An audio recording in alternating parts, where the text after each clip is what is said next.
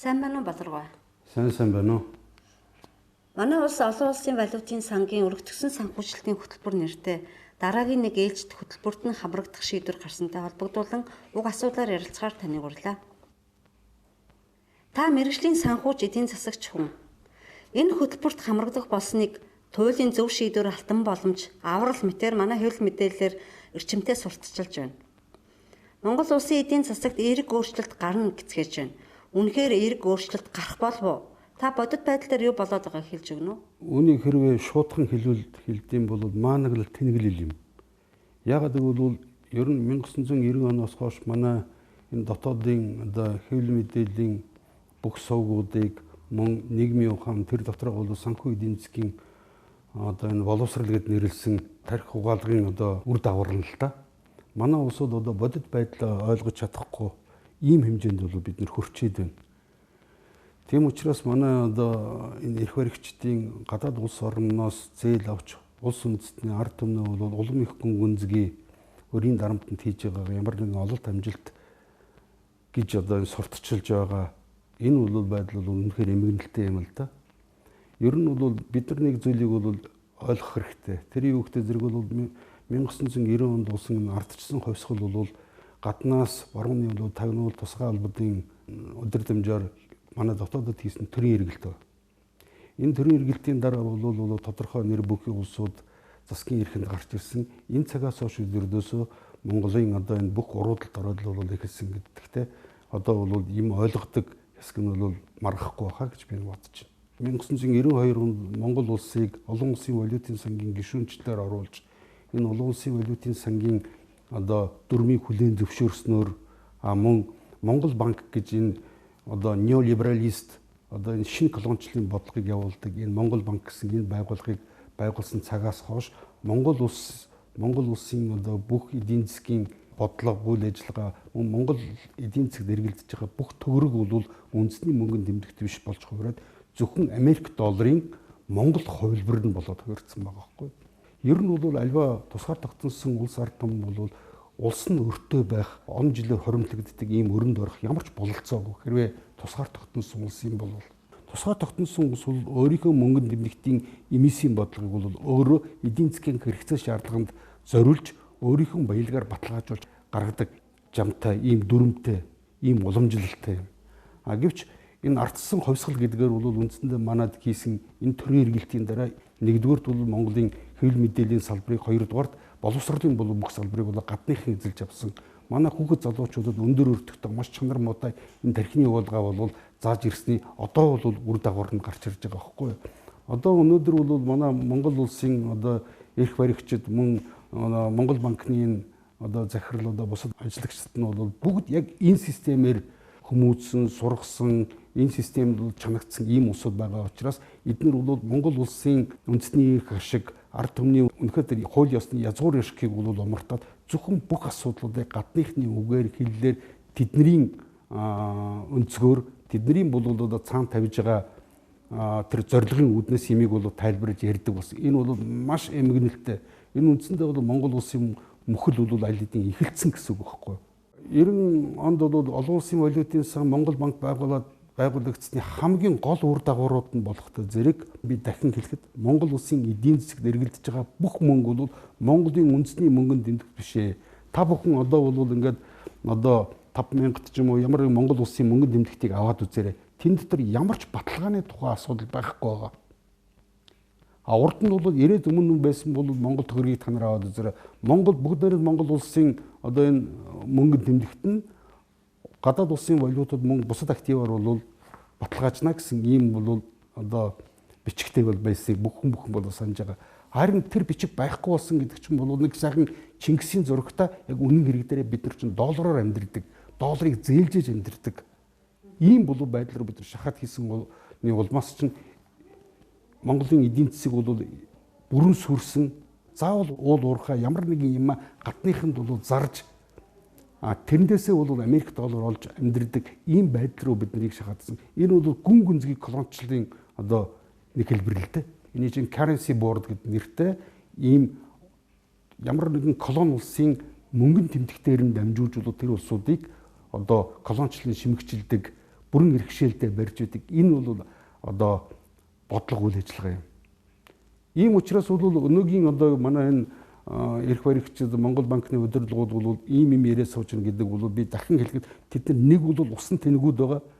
Нэг бол одоо уран тэрслэгчд байгаа. Энэс өөр ямар ч зам байхгүй. Энэ бүх өрүүдийг бол дараагийн засгийн газартаа бол үлдээж байгаагаа одоо ямар нэгэн ололт амжилт гэж сурталчилж байгаа бол энэ үнэхээр байж болшгүй юм л да. Зөвхөн одоогийн өнөөгийн энэ төр барьж байгаа улсууд энэ бол албан тушаал хасж байгаа. Энэ улсуудын байхын хугацаанд л тэдний үзмжээрээ тэднэрт ашигтайгаар зарцуулагдах энэ мөнгө болохоос биш Монгол улс Монголын ард түмний бол үнэхээр цаашдын одоо хувь заяа амьдрал авах уу ер нь ирээдүйг бол балсан том үйл ажиллагаа байхгүй энэ бол Монгол улс бол зөвхөн үндсэн хуулиа өөрчилснөөр үндсэн хуульд нэг тийм одоо өнгө будгийн засвар хийснээр мөн зарим нэгэн имийг бол өөрчилснөөр бол эндээс гарах ямар ч бололцоогүй боломжгүй байхгүй. Тийм учраас бол бид нар боломжгүй имийг оролдож цагаан бараад хүч чадлаан бараад мөн Монгол улс бол аажмар өдөр их тусам бол бид нар одоо ингэ ярилцаа сууж байгаа энэ цаг минутанд ч Монгол улсын өрөөлөл гүйжил байгаа байхгүй. Энэ Монгол улсын бүх баялаг Монголын ард түмний ирээдүйд бүтээх одоо бүх баялаг үр шим бол зөвхөн энэ өрийн хүнд нь гараа явчихна гэдгийг бид нар ойлгож байгаа байхгүй. Дараагийн асуулт. Олон улсын валютын сан гэх чинь ер нь ямар байгууллага вэ? Олон улсын байгууллага мөн үү? Та нэг ярилцлаганда энэ бол Америкийн байгууллага гэж хэлсэн. Олон улсын валютын сангийн түүхийн талаар. Олон улсын валютын сан гэдэг бол 1944 оны 7 сард бол Америкийн нэгдсэн улсын Бреттон Вуд гэдэг одоо хотод олон улсын баг хурлаар байгуулагдсан ийм байгууллага шүү дээ. Америкийн байгууллага. Одоо ч хүртэл бол Америк олон улсын энэ валютын сангийн хяналтын багцыг нь бол гартаа барьж байдаг. Зөвхөн Америкийн нэгдсэн улс дангаараа шүү дээ.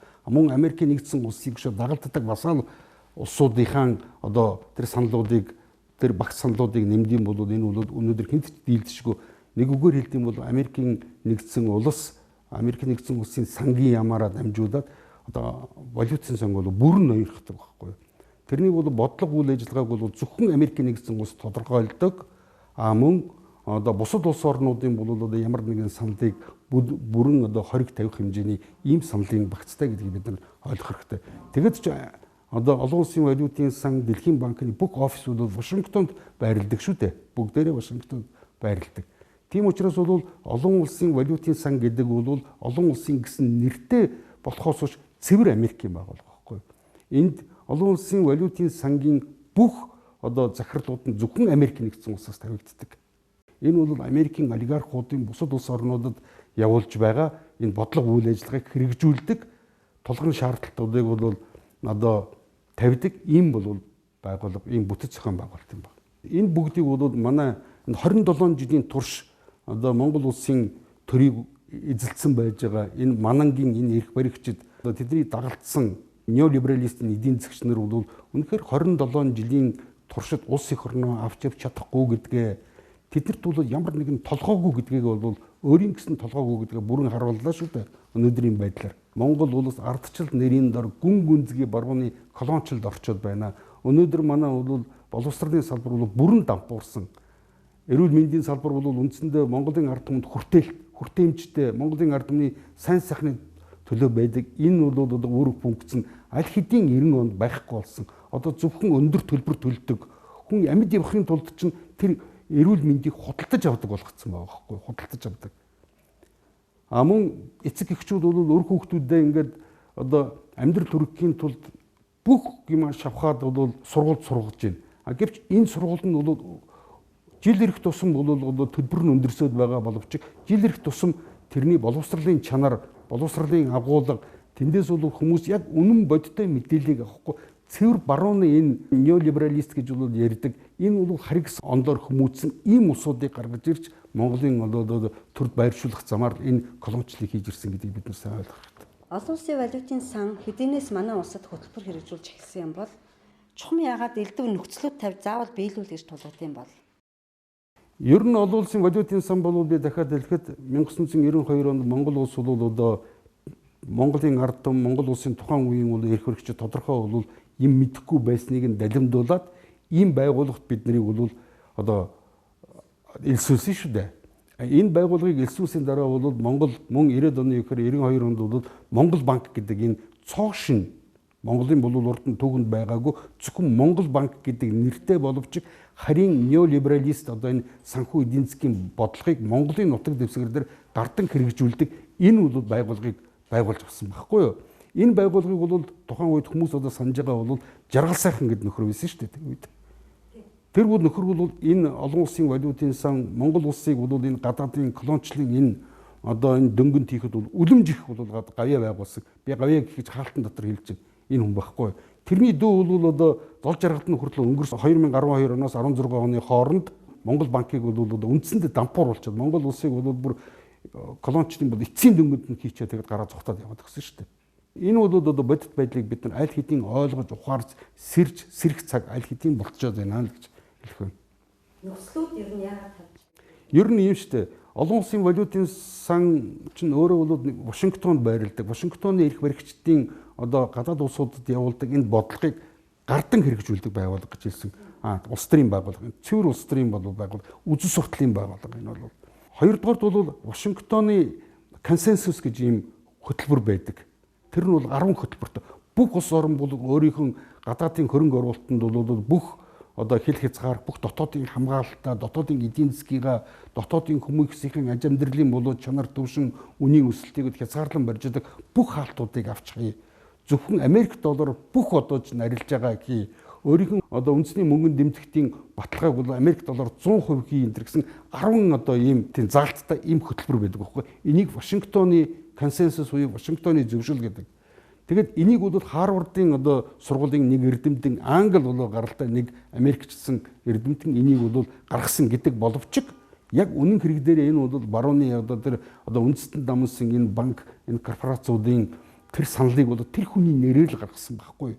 Тэгээс бол тэр зүгээр нэг судлаач эрдэмтэн хүн бол одоо тим имийг одоо гаргаад тэрийг нь бол одоо энэ барууны олигархууд хүлээж аваад гэсэн тийм юм байдаг. Ямар нэгэн имийг чинь тэрний тухайн бол эзнийг нь нуухын тулд анхны санаачсан эзнийг нуухын тулд энэний цаад зорилгыг нуухын тулд энэний цаад мөн чанарыг нь нуухын тулд чинь дандаа өөр хүний нэрээр эсвэл өөр нэрээр нэрлэдэг гэдгийг бол манайхан ойлгох цаг хэдийн болсон. Энийг бол би олон удаа бол бас давтан хэлээд байгаа шүү дээ.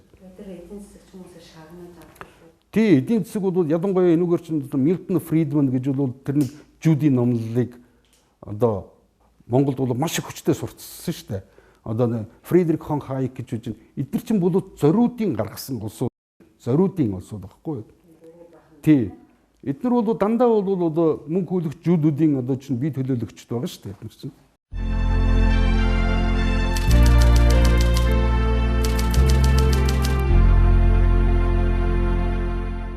Манай улс асар их өрөнд орж эдийн засгаа бүрэн алуулж чад байгаа. Та 2012 онд эдийн засгийн алуурчны намжлал, эдийн засгийн алуурчдын золиос болсон улс орнууд номуудыг орчуулж ард түмнийхээ хүртэл болгосон. Монгол улсын эдийн засгийг хэн алсныг хэлж өгнө үү? 2010 оны бол 3 сард эдийн засгийн алуурчдын намжлал гэж би номыг орчуулж гаргасан. Энийг бол Джон Перкинс гэсэн олон улсын валютын сангийн одоо ахлах эдийн засагч нь бичсэн юм ном шүү дээ. Тэр бол одоо Америкийн одоо энэ эзэрхэг гүрний бусад улс орнуудад одоо явуулж байгаа энэ бодлогыг бол илчил бичсэн энэ ном байгаа. Мөн тэрний дараа бол мөн барууны энэ шудраг одоо эрдэмтэн судлаач мөн олон улсын валютын сан, Дэлхийн банк, олон улсын худалдааны байгууллага гэсэн ийм байгууллагуудад ажиллаж байсан, тухайн үед ажиллаж байсан. Тэр дотроос нь бол одоо бусад орнуудад Америкийн одоо энэ олигархууд ямар одоо бодлого явуулдгийг илчил бичсэн 12 хүн бичсэн нэг ном байгаа шүү дээ. Тэр нь бол эзэрхэг гүрний эртний арга бачууд буюу эдийн засгийн алуурчдын золиос болсон улс орнууд гэсэн ийм нэртэй ном байгаа. Энийг мөн орчуулж тухайн үеийн одоо энэ эрх барьж исэн улсуудад бол би үнэгүй хөргүүлсэн. Гэвч эдгээр бол ямар ч тэрнээс бол одоо дүгнэлт хийгээгүй, тэр номыг уншсан эсхийг бол би мэдэхгүй байна.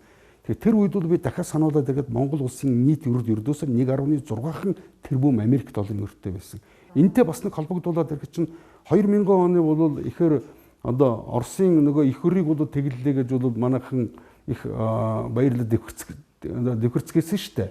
Энэ бол мөн Оросын одоо тэр неолибералистуудтай нийлээд тухайн үед бол Оросын эдийн засгийг бол баллаас сүйдгсэн тэр Ельцний багийн улсуудтай бас далдуур хуйлдаад нэг талдаа бол Монгол улсын гадаад өрийг одоо тэглэж байгаа манай сайн боловч нөгөө талдаа бол Америкчууд Монгол дээр бол яг одоо энэ өрийн дөнгөдийг энэ бодлогыг бүх одоо чинь замыг нь цэвэрж өгсөн ийм арга хэмжээ байхгүй да. Тийм учраас бол Америкчууд бол Оросуудын оронд бол одоо чинь манайхыг өрийн дөнгөд хийх гэдсэн. Оросууд бол бид нар 70 жилийн туршид бол асар их юм бол байгуулж өгсөн тэрнийхэн бол одоо шилжих рубль гэдэг. Манайхан болохтой зэрэг чинь 10 одоо тэрбум Америк доллар гэдэг. Тэр чинь шилжих рубль гэдэг чинь бол тухайн одоо боддоор байдаг зөвхөн дансан дээр байдаг тийм шилжих рублийн тийм дотоодын тооцоо байсан. Тэрийг хэн ч нэхээгүй байхгүй. Тэр нь ямар ч хүүгүй байсан байхгүй. Тэгжвэж Монгол улсыг бол одоо чинь яг энэ өрөнд хийх ажиллагаа бол бүр энэ хоёрын үеэс эхэлсэн байхгүй энэ арга хэмжээ бол. Би энэний тухай бол дараад бүр тусад нь ярилцлага бүр дэлгэрэнгүй бол тайлбарлаж жишээ одоо зурагтай бол үзэж болно л доо. Манай хэвлэл мэдээлэлээр ярихдаа олон улсын валютын сангийн хөтөлбөрт хамрагдсанаар Монгол улсад зээлийн өргөн шугам нээгдэж эдийн засгийн өсөлт авчирна гэцгээж байна. Үүн дээр та юу хэлэх вэ? Зээлээр эдийн засаг өсдөг юм уу?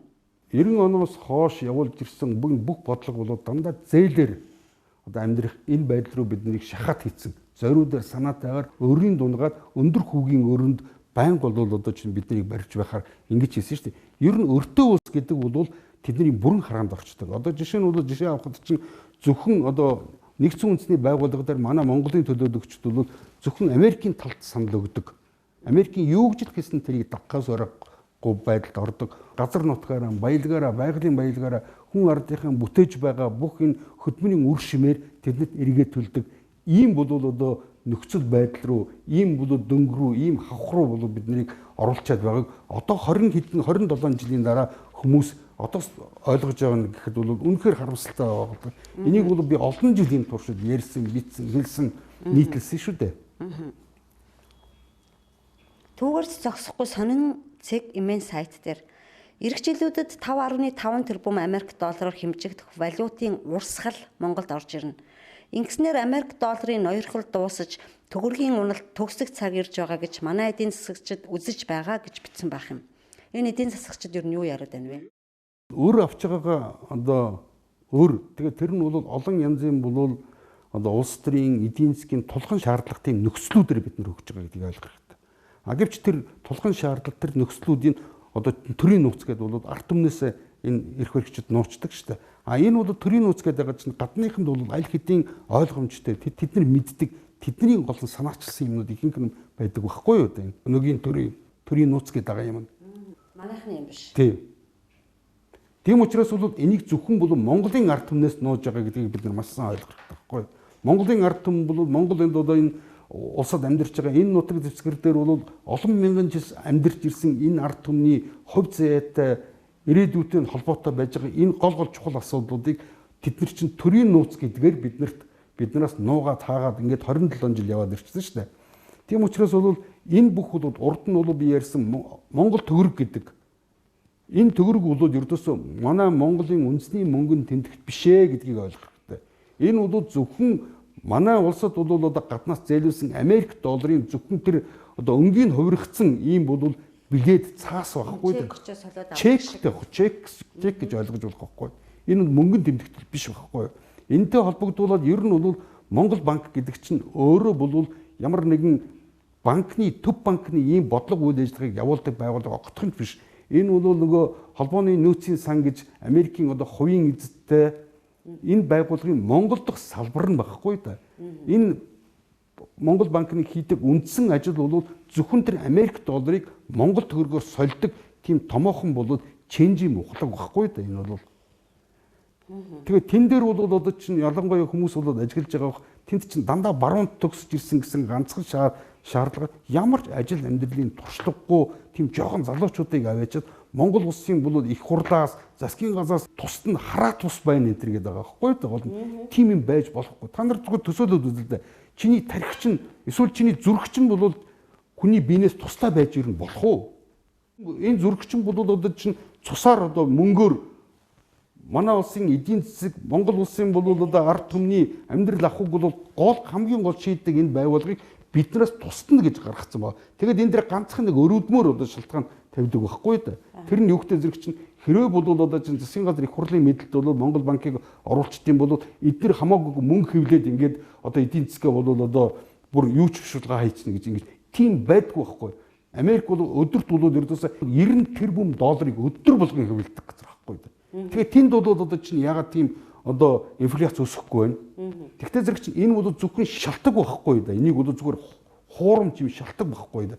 Энийг бол олон янзын бол зохицуулах, тогтоом барьж байх, тодорхой бол хатуу хяналтанд байх олон механизмд байдаг. Гэвч тэрийг огт ярьдаггүй байхгүй да. Тэгээд зөвхөн бол одоо чинь хараат бус байх хэрэгтэй гэж яриад байдаг байхгүй юу?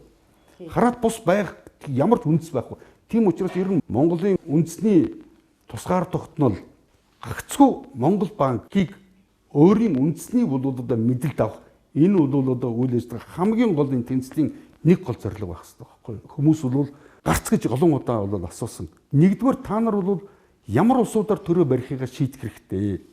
Өнөөгийн энэ одоо манангийн удирдагч нар бол 27 жил улс орноо авч явж чадахгүй. Эдгээр бол өөрийн гэсэн ямар нэгэн бол толгоогоор бодлого үйл ажиллагаа явуулж чадахгүй гэдэг нь бол тийм чадваргүй гэдэг нь ойлгомжтой бид харагдаж байна бодит амьдралаас. Хоёрдугаарт бол хэвлэл мэдээллийнхэн бол энэ орчин бид өөрсний үндэсний мэдээлэл авах хэрэгтэй. Ер нь нэг ухаантай хүн хэлсэн байдаг шүү дээ. Тэр юу гэдэг зэрэг ямар нэгэн цензургүй улс орны дотоодын хэвлэл мэдээллийг гадныхын эзлээд авчт юм аа. Цензур гэдэг чинь ямар нэгний хориглолт, хязгаарлалт гэсэн үг байхгүй да. Одоо болохдоо чинь дуртай нь бол яриад ийм нэг хүний тэнэглэл чинь хэдэн 10 хэдэн 100 мянга сая хүний бол тэнэглэл болоод хуурчаад байгаа байхгүй да. Тийм учраас тэр чинь тодорхой бол одоо хяналттай, шүүлтүүртэй байдаг.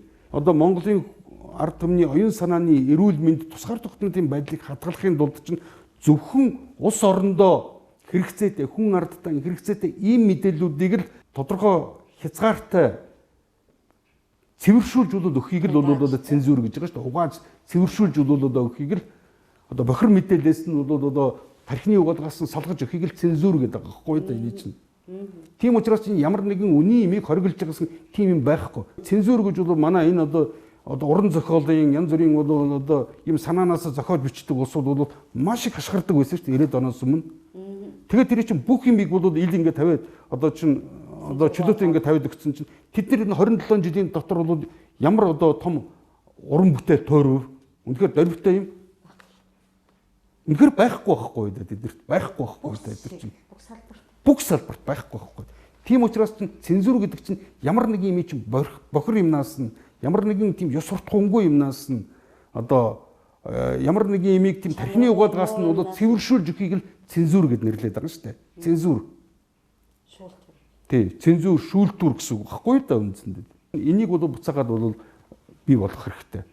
А 3 дугаарт нь бол одоо чинь 3 дугаар хамгийн гол зорилго чинь бид нар өөрснийхөө энэ мөнгөн тэмдэгтийг Монгол улсын бол үндэсний мөнгөн тэмдэгт төгрөгийг бол гадны одоо энэ Америк доллартай бол 100% баталгаа хийж идэг энэ хүйсийг бид нар таслах хэрэгтэй байхгүй юу? Гэхдээ энэ бол мэдээж маш том бол одоо бодлого үйл ажиллагаа маш том бол одоо тэмцэл өрнө гэдэг нь ойлгомжтой. Гэвч Монголыг бол мэдээллээр нь боловсруулалт нь Монголын дайснуудыг тэд нар бэлдээд авцсан байгаа байхгүй юу? Монголын өөрснийхөө 5 дугаар цуваг өөрснийхөө урагч нарыг бэлдээд авцсан. Мэдээж энэ бол 27 жилийн хугацаанд Монголын бүх хүн бол ядуураагүй л да. Гэвч гадныхантай нийлж нэг компрадорууд гэж ярьдаг. Компрадорууд гэдэг чинь бол гадныхантай нийлж өөрийнх нь ард түмнийг том дээрэмддэг энэ хүмүүсийг нэрлэдэг энэ Франц үг байхгүй компрадор гэж. Энэ компрадор бол одоо энэ баяжууд манай ахны бол 5 дугаар цуу байгааг бол хүн бүхэн одоо ойлгож байгаа гэж бодож байна нэг. Тийм учраас бол би дахиад хэлэхэд энэ гурван бол одоо зорилго нь хамгийн анхны бол үндэсний одоо тэр чөлөөлөх хөдөлгөөний үндэсний чөлөөлөх тэмцлийн хамгийн гол одоо гурван зорилт байх болов гэж би бодож байна да. Тийш үү. Улс ээжж банк нь өөрийнх нь биш ахаар чинь тий. Монголын ард түмний бүтээж байгаа бүх баялагийг илэрхийлдэг энэ Монгол төгрөгч нь Монголынх биш болчиход байна л гэсэн үг байхгүй да. Бидний ажил хөдөлмөр эрдэм мэдлэг хичээл зүтгэлээр бүтээж байгаа Монголын энэ байгалийн баялаг бүх бидний амьдрал ахуйн одоо чинь энэ үнийн төвшин энэ бүгд чинь гадныхны бүрэн мэдэлд мөнгөнд нэмэлтээрээ дамжаа шилжчихэд байна л гэдгийг би хэлээд нь шүү дээ. Тийм учраас чинь одоо өнөөгийн бол одоо ингээд олон улсын одоо валютын сангийн түрүү чиний хэлдэг тэр бодлогон дотор бол явж байгаа тэр арилжааны банкуд одоо чинь дэмжлэг тусламж үзүүлнэ гэсэн чинь арилжааны банкнд бол гадныхан бол зээл өгөө тэр гадныхан тэр зээлээр нь дахиж тэр ирээдүйд өгөх зээлийнхэн одоо баталгааг хийгээд тэгж бол одоо чинь зээлийг бол улам их хавтгааруулна гэсэн үг шүү дээ. А тэгэхээр тэрний цааталт нь юу байж нэгтэй зэрэг чинь гадныхан болон манай арилжааны банкудаар дамжуулж Монгол иргэдээс мөнгө хүүлэх энэ үйл ажиллагааг өргөсүүлнэ гэсэн одоо үг байхгүй да. Эдийн засгийнх нь утга нь энэ байхгүй да. Ер нь ямар нэг юмныг бол манайхан бол утгыг эдийн засгийн утгыг нь ердөөс манай эдийн засгч нар ярьдаг байхгүй эдийн засгийн утгыг. Эдийн засгийн мөн чанарыг.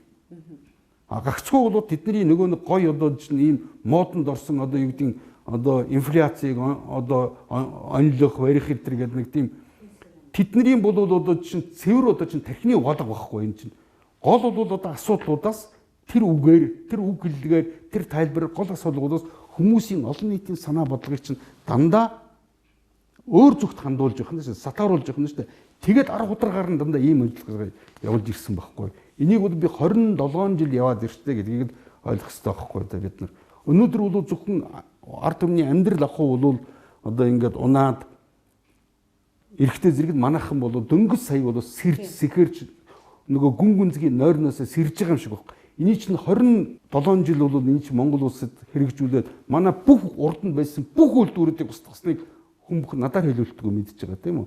Манай бол бүх одоо чинь нэгдэл сангийн аж ахуй бүх энэ газар тариалан бүх бол одоо мал үржүүлгийн газар одоо чинь мал эмнэлэг энэ бүгдийг нь устгасныг мэдчихэж байгаа. Одоо манай бол малч гэсэн бол малчдад Монгол малчд байгаа гэдэг байгаа боловч Монгол бол одоо газар нутаг дээр ингээ бэлчээ явж байгаа урд нь Монголын ард түмний мөнгө өмч хөрөнгө байсан энэ малууд чинь үлэмжхэн хэсэг нь арилжааны банкнуудын одоо мал болчиход байгаа хүмүүс мэдчихэж байгаа шүү дээ.